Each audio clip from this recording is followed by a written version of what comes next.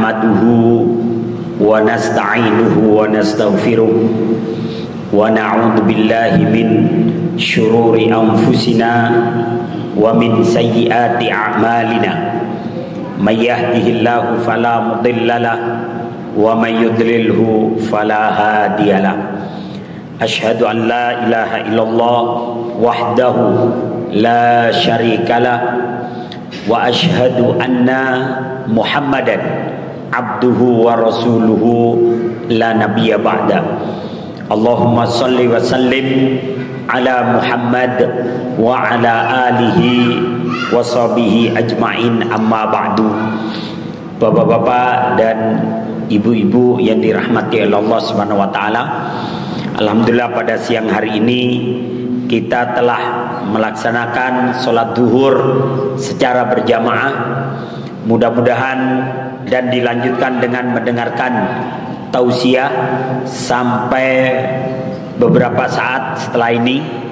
Mudah-mudahan duduk dan hadirnya kita di tempat yang mulia ini senantiasa menjadi pemberat timbangan amal baik kita nanti yaumul qiyamah. Amin ya rabbal alamin. Salawat dan salam senantiasa tercurah kepada Nabi Allah Muhammad sallallahu alaihi wasallam, kepada keluarga, para sahabat dan para pengikut beliau sampai akhir zaman nanti.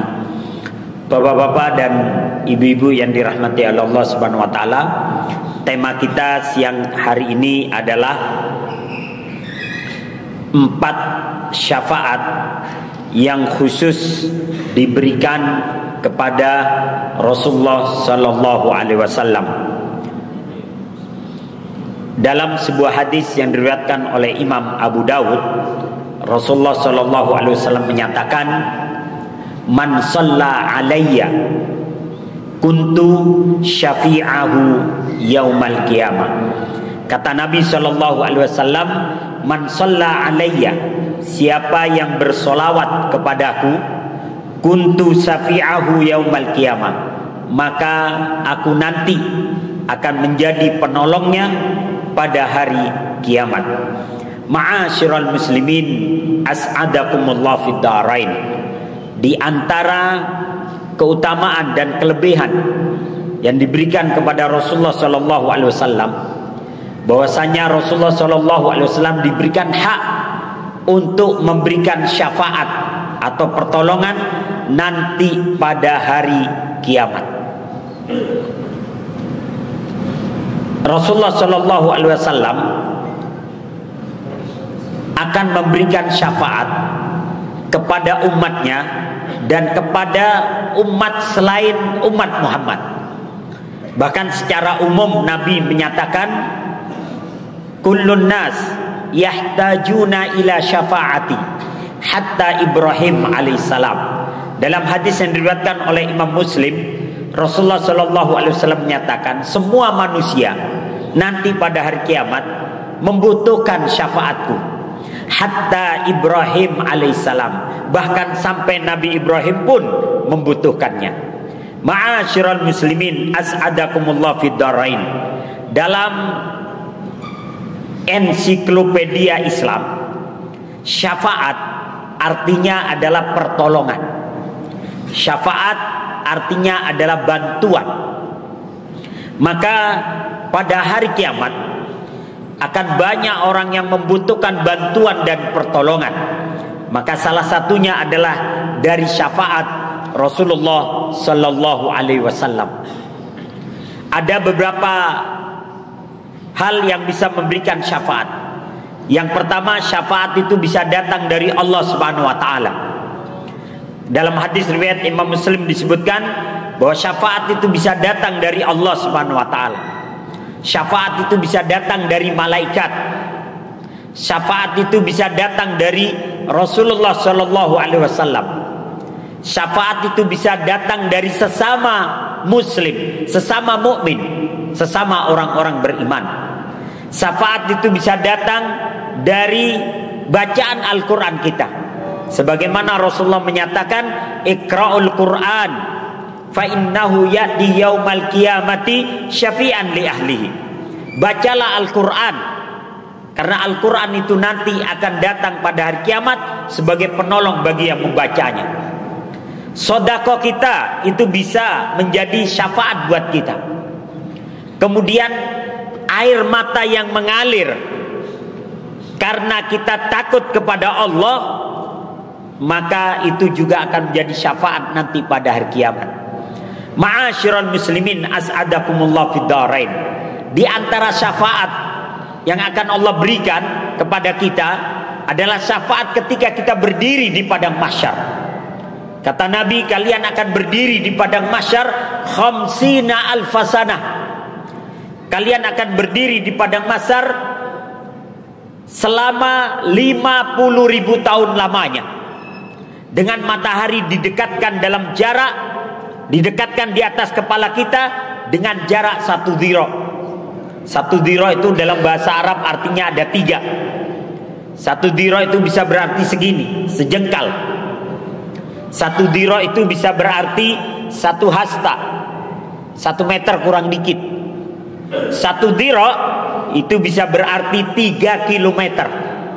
Makna mana yang diinginkan oleh Nabi, tidak satupun sahabat yang berani menetapkannya. Artinya matahari tetap dekat di atas kepala kita, apakah 3 kilometer atau 1 hasta atau 1 jengkal, wallahu a'lam bishawab.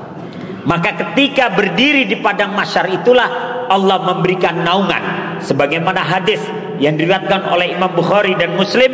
Kata Nabi, sab'atun yudhilluhumullahu fi dhillih yauma la dhilla illa dhilluh.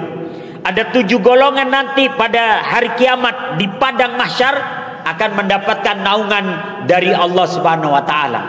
Yauma la dhilla illa dhilluh. Pada hari itu tidak ada pertolongan atau perlindungan kecuali datangnya dari Allah. Siapa saja 7 golongan ini? Yang pertama kata Nabi, al-imamul adil, pemimpin yang adil. Yang kedua, wasyabun nasya'a fi ibadatillah, seorang remaja yang giat dalam ibadah kepada Allah. Yang ketiga, warajulun qalbuhu mu'allakun bil masajid, orang yang hatinya cinta kepada masjid, berjamaah dia ke masjid, aktivitas menuntut ilmu dia di masjid, atau acara kegiatan yang sifatnya diridhoi oleh Allah, dia datang ke masjid. Kemudian yang berikutnya, warujulani tahabba fillah wajtama'a alaihi wa tafarraqa alaihi, 2 orang yang bersahabat karena Allah, bertemu karena Allah dan berpisah karena Allah. Kemudian yang mendapatkan perlindungan berikutnya adalah warajulun da'athum ra'atin dzatu mansabin wa jamalin faqala inni akhafullah. Seorang laki-laki yang diajak berzina oleh wanita yang cantik jelita, kaya raya, terpandang, punya jabatan, tapi dia berani berkata inni akhafullah, enggak, saya takut kepada Allah. Maka dia nanti akan mendapatkan perlindungan ketika di padang mahsyar. Kemudian yang keenam yang mendapatkan perlindungan dari Allah atau syafaat dari Allah adalah warajulun tasaddaqa bisadaqatin fa akhfaha hatta la ta'lama shimaluhu ma anfaqa biyaminih. Seseorang yang bersedekah kemudian ia sembunyikan sedekahnya untuk menghindari dari rasa riya, sehingga tangan kirinya tidak pernah tahu apa yang diinfakkan oleh tangan kanannya. Maka dia akan mendapatkan syafaat dari Allah. Kemudian yang ketujuh adalah warajulun dzakarallaha khalian fafadat ainah, seseorang yang dia menyendiri berzikir kemudian air matanya mengalir karena takut kepada Allah. Ini 7 golongan yang nanti akan mendapatkan syafaat dari Allah Subhanahu wa taala ketika kita berdiri di padang mahsyar selama 50.000 tahun lamanya. Kemudian ada 4 syafaat yang disebutkan oleh Syekh Abdul Aziz Marzuq At-Tarifi dalam kitabnya Al-Qurasaniyah fi Syarhi Aqidah Ar-Raziyain. Beliau menyatakan ada 4 syafaat yang khusus diberikan kepada Rasulullah SAW. Yang pertama, syafaat Nabi kepada seluruh manusia secara umum. ketika mereka berada di padang mahsyar. Nabi akan berikan syafaat kepada seluruh manusia, baik itu umatnya atau bukan umatnya, baik itu kepada para nabi bahkan Ibrahim alaihissalam atau kepada yang lainnya. Dalam hadis yang diriwayatkan oleh Imam Bukhari dan Muslim, dan hadis ini ada dalam kitab Riyadhus Shalihin jilid kedua, bab tentang kisah, di mana dalam hadis itu disebutkan ketika berdiri di padang mahsyar dan manusia kepanasan, faja'u ila Adam, maka orang-orang berbondong-bondong kepada Adam, dan dia mengatakan, ya Adam, anta abal nas, wahai Adam, engkau adalah bapaknya manusia, kau mintalah pertolongan kepada Allah, kami kepanasan ini. Maka Adam berkata, jangan minta tolong saya, karena saya pernah berbuat kesalahan sehingga aku dikeluarkan dari surga. Aku pernah memakan buah yang dilarang oleh Allah sehingga kemudian aku dikeluarkan dari surga. Coba kau mintalah pertolongan kepada Nuh alaihissalam, karena Nuh adalah rasul pertama. Jadi nabi pertama adalah Adam, rasul pertama adalah Nuh. Ada perbedaan antara nabi dan rasul. Kalau nabi, dia mendapatkan wahyu tapi tidak punya kewajiban untuk menyampaikan kepada umatnya. Tapi kalau rasul, dia mendapatkan wahyu dan dia berkewajiban untuk menyampaikan kepada umatnya. Maka kalau dia rasul, sudah dipastikan dia nabi. Kalau dia nabi, belum tentu dia rasul.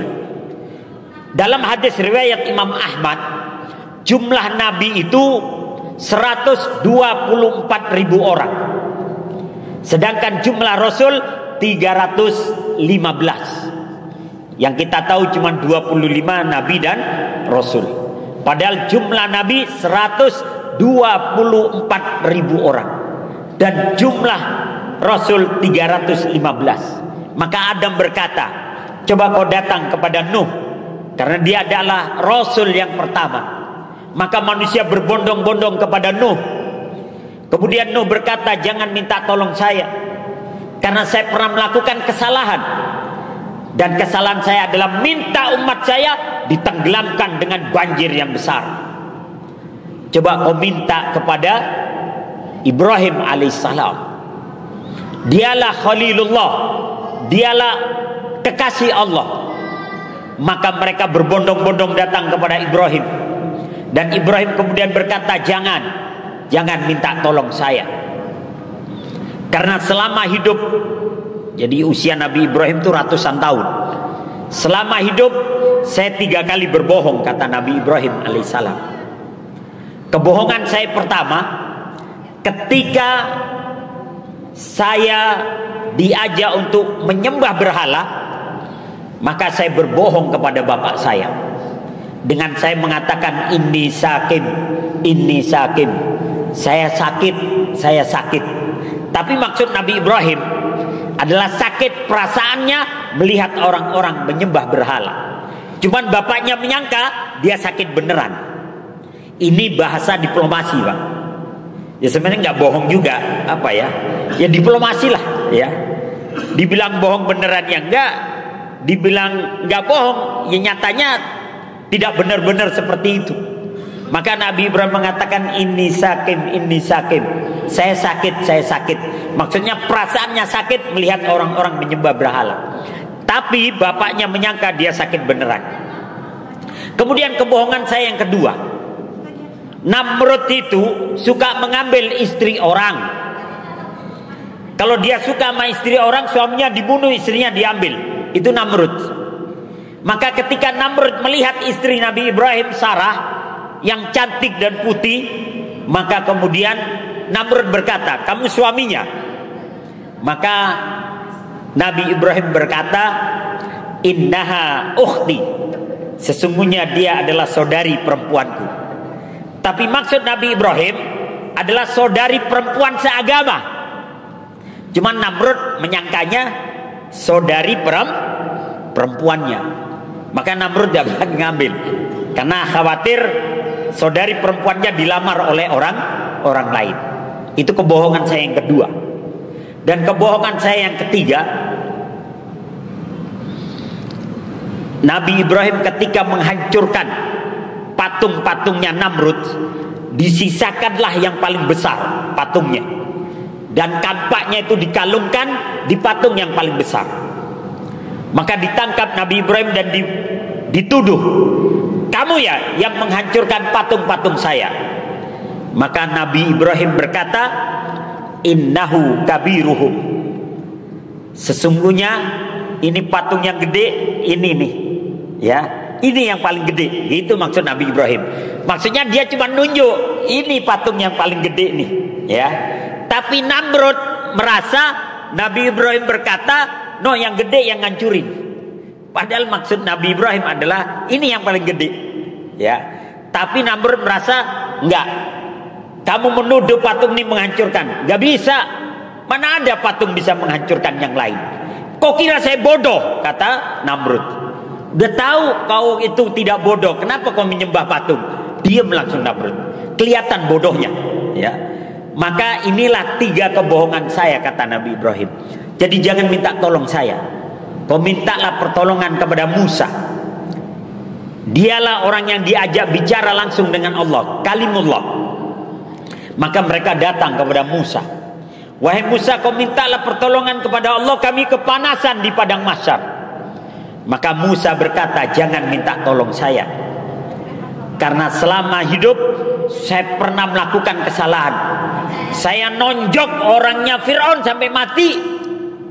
Jadi jangan minta tolong saya. Coba kau minta pertolongan kepada Isa, kalimatullah. Dialah adalah kalimat Allah yang diciptakan dengan kalimat kun fayakun. Maka mereka berbondong-bondong kepada Isa. Maka Isa berkata, jangan minta tolong saya, karena saya pernah melakukan kesalahan. Cuman dalam hadis itu Rasulullah menyebutkan, Isa tidak menyebutkan kesalahannya. Dia hanya bilang, jangan minta tolong saya, karena saya pernah bersalah. Maka Isa berkata, coba kau mintalah kepada Muhammad sallallahu alaihi wasallam, khatimul anbiya. Mintalah kepada pertolongan kepada Muhammad, karena dialah penutup para nabi. Maka orang-orang pun berbondong mendatangi Rasulullah sallallahu alaihi wasallam. Kemudian Nabi berkata, kalau kalian minta syafaat itu, mari kita semua bersujud di bawah arasy Allah. Maka Nabi pun bersujud di bawah arasy Allah seperti sujudnya sholat, dan orang-orang pun mengikutinya. Sampai kemudian Allah berfirman, irfa' ra'saka ya Muhammad, angkat kepalamu wahai Muhammad. Mintalah, maka permintaanmu akan diberikan. Berikan syafaat, maka akan diberikan siapa saja yang kau akan berikan syafaat. Dan berdoalah, maka semua doamu akan dikabulkan. Maka Nabi kemudian memberikan syafaat kepada umatnya, kepada orang-orang selain umatnya, kepada sebagian para nabi, dan kemudian orang-orang yang memang dipilih untuk diberikan syafaat ketika di padang mahsyar. Hadis ini diriwayatkan oleh Imam Bukhari dan Muslim. Ini syafaat yang pertama, syafaat Nabi ketika di padang mahsyar untuk seluruh manusia. Kemudian syafaat yang kedua yang diberikan kepada Nabi adalah syafaat untuk orang-orang yang memang mereka sudah divonis masuk ke dalam surga. Jadi orang-orang yang sudah divonis masuk ke dalam surga itu kemudian mendapatkan syafaat juga.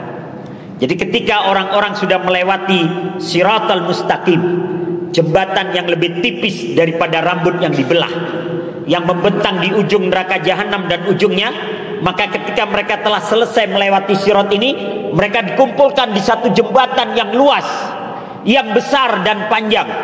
Jembatan itu namanya Qontoroh. Ujungnya di ujung pintu surga, ujung belakangnya di neraka jahanam. Jembatan ini luas sekali. Disinilah banyak orang-orang yang sudah terselamatkan. Maka mereka mengantri untuk masuk ke dalam pintu surga.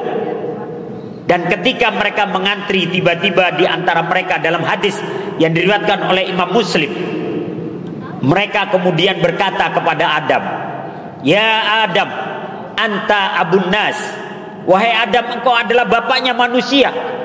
Kau mintalah kepada Allah agar pintu surga ini segera dibuka untuk kami. Maka Adam berkata, Itu bukan hakku, kata Adam. Sesungguhnya yang mengeluarkan aku dari surga adalah kesalahanku, dan untuk membukanya bukan hakku. Coba kau minta kepada Ibrahim. Jadi kalau dalam hadis yang pertama tadi Nuh disebut, kali ini Nuh tidak disebut. Coba kau minta kepada Ibrahim. Kau mintalah kepada Ibrahim, karena dia adalah Khalilullah. Maka Ibrahim berkata ketika orang-orang datang kepada Ibrahim, bukan hakku untuk membuka pintu surga. Coba kau minta kepada Musa. Maka mereka datang kepada Musa, dan Musa pun berkata, bukanlah hakku untuk membuka pintu surga. Coba kau datang kepada Isa. Isa pun berkata, bukan hakku untuk membuka pintu surga. Maka kemudian Isa berkata, cobalah kau minta kepada Muhammad, karena dialah yang punya hak untuk membuka ini semua. Maka Nabi berkata, sesungguhnya surga itu tidak dibukakan untuk siapapun sebelum aku membuka, dan akulah orang yang pertama memasukinya. Maka kemudian aku sujud di hadapan Allah. Kemudian Allah berkata, angkat kepalamu wahai Muhammad, ucapkan yang kau minta, maka akan dikabulkan. Berikan syafaat siapa saja yang akan masuk duluan ke surga, maka engkau akan diberikan permintaan. Maka begitu Rasulullah sujud, kemudian beliau meminta, mengetuk pintu surga, dan pintu surga kemudian dibukakan untuk Rasulullah. Kemudian beliau masuk, kemudian beliau meminta beberapa orang untuk memasukinya terlebih dahulu. Ini syafaat Nabi kepada orang-orang yang sudah dipastikan masuk ke dalam surga. Kemudian syafaat yang ketiga yang diberikan kepada Nabi adalah syafaat beliau untuk ahlut tauhid, untuk orang-orang yang tidak menyekutukan Allah, atau orang yang beriman kepada Allah tapi dia terpaksa masuk ke dalam neraka karena dosa-dosa besarnya atau karena kedurhakaannya. Maka Nabi berkata dalam hadis riwayat Imam Muslim, jadi tentang syafaat itu banyak hadisnya diriwayatkan oleh Imam Muslim.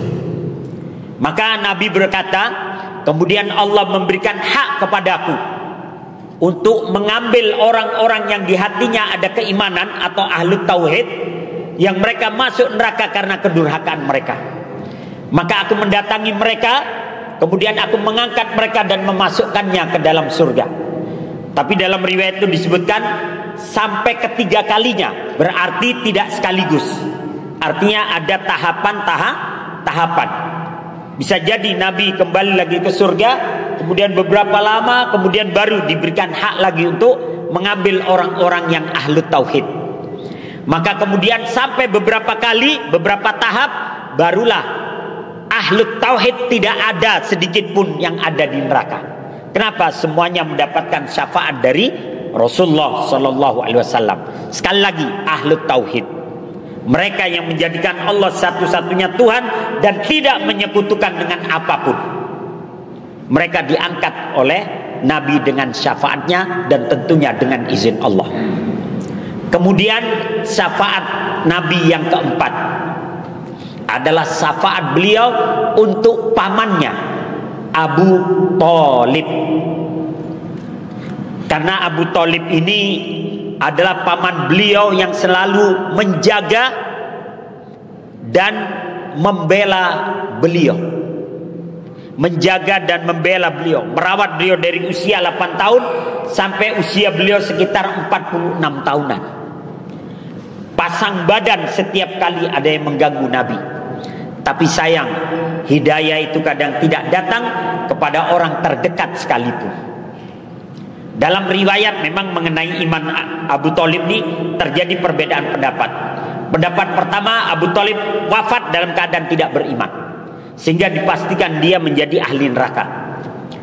Pendapat yang kedua menyatakan Abu Thalib sempat mengucapkan kalimat la ilaha illallah, tapi kemudian murtad lagi. Itu pendapat yang kedua. Pendapat yang ketiga, Abu Thalib sempat mengucapkan kalimat la ilaha illallah dan itu sampai mati. Ini pendapat yang ketiga. Dan pendapat yang ketiga ini banyak diambil oleh orang-orang Syiah. Ya. Tapi yang 1 dan 2 ini banyak diambil oleh ahli sunnah. Dalam riwayat disebutkan, ketika Rasulullah menjenguk Abu Thalib, Rasulullah menyatakan, "Ya ammi, qul la ilaha illallah ahujju biha indallah." Wahai paman, ucapkan la ilaha illallah, itu akan menjadi bukti dan menjadi aku saksinya nanti di hadapan Allah. Maka Abu Thalib berkata itu, la ilaha illallah Muhammadur Rasulullah. Nggak lama berselang, datang kelompoknya Abu Lahab, Abu Jahal, Abu Sofyan dan teman-temannya. Kemudian dikasih tahu bahwa Abu Thalib sudah mengucapkan la ilaha illallah Muhammadur Rasulullah. Maka langsung itu Abu Jahal, Abu Sofyan mengatakan, engkau mengikuti agamanya Muhammad, engkau mengikuti agamanya para budak, engkau mengikuti agamanya orang-orang miskin, engkau meninggalkan agama nenek moyang kita. Diserang secara psikis. Akhirnya Abu Thalib berkata lagi, an-nar ahwanu minal ar. Buat saya neraka itu lebih ringan daripada aib di dunia. An-nar ahwanu minal ar. Neraka itu lebih ringan bagiku daripada rasa malu. Sehingga ucapan Abu Thalib ini kemudian dianggap dia murtad kembali atau keluar lagi dari ucapan yang pertama. Sehingga akhirnya Nabi mengatakan kepada Ali bin Abi Thalib, kepada Abbas bin Abdul Muttalib, mandikan dia, kafankan dia, kuburkan dia. Tidak ada kata-kata solatkan dia. Mandikan dia, kafankan dia, kuburkan dia. Sehingga Nabi menangis. Ketika Nabi menangis, turun ayat, innaka lan tahdi man ahbabta walakinallaha yahdi man yasha. Engkau wahai Muhammad tidak bisa memberikan hidayah kepada orang yang paling kau cintai sekalipun, tapi Allah lah yang memberikan hidayah kepada siapa saja yang dikehendaki. Sehingga mayoritas para ulama menyatakan Abu Thalib wafat dalam keadaan tidak beriman. Maka kemudian pamannya Abbas bin Abdul Muttalib yang merupakan adiknya Abu Thalib bertanya kepada Nabi, ya Muhammad, hal tanfa'u li Abi Thalib walaqad tahutuka wa taghdabu laka. Wahai Muhammad, apa yang bisa kau lakukan untuk Abu Thalib? Dia telah menjagamu, merawatmu, bahkan dia marah untukmu ketika engkau disakiti oleh orang-orang kafir Quraisy. Apa yang bisa kau lakukan? Maka Rasulullah menyatakan, na'am, ya, saya bisa melakukan sesuatu untuknya. Innahu fi dahdahin minan nar. Sesungguhnya pamanku Abu Thalib ini akan berada di neraka yang paling dangkal. Dia ada di neraka yang paling dangkal dan dia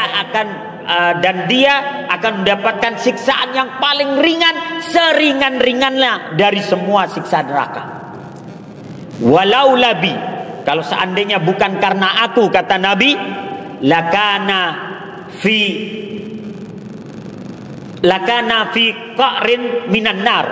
Kalau bukan karena aku, maka dia akan berada di neraka yang paling bawah. Dalam hadis yang lain, lakana fi darkil asfali minan nar. Kalau bukan karena aku, maka dia berada di neraka yang paling bawah. Bahkan dalam kitab yang lain disebutkan dia akan bersama dengan Abu Jahal dan bersama Abu Lahab. Tapi karena permohonanku kepada Allah, maka Allah meletakkannya di neraka yang paling dangkal. Aku tidak meminta Allah ridho kepadanya, enggak. Karena tidak mungkin kita memohon hal itu. Tapi aku minta agar dia diringankan siksaannya. Maka inilah 4 perkara syafaat yang diberikan oleh Rasulullah SAW yang terakhir untuk pamannya. Kemudian siapa saja yang berhak mendapatkan syafaat Nabi? Yang pertama, orang yang senantiasa bersolawat kepada beliau. Kata Nabi, man shalla alayya kuntu syafi'ahu yaumal qiyamah. Siapa yang senantiasa bersolawat kepadaku, maka aku adalah nanti akan menjadi penolong atau orang yang memberikan syafaat kepadanya. Yang kedua, Kata Nabi, syafaati liman mata la yusyrik billahi syai'a. Syafaatku akan diberikan kepada orang-orang yang dia mati dalam keadaan tidak menyekutukan Allah dengan sesuatu apapun. Maka jaga akidah kita, jaga tauhid kita, jangan sampai kita melakukan syirik dan kemusyrikan, agar kita senantiasa mendapatkan syafaat dari Rasulullah sallallahu alaihi wasallam. Aqulu qouli hadza, assalamualaikum warahmatullahi wabarakatuh.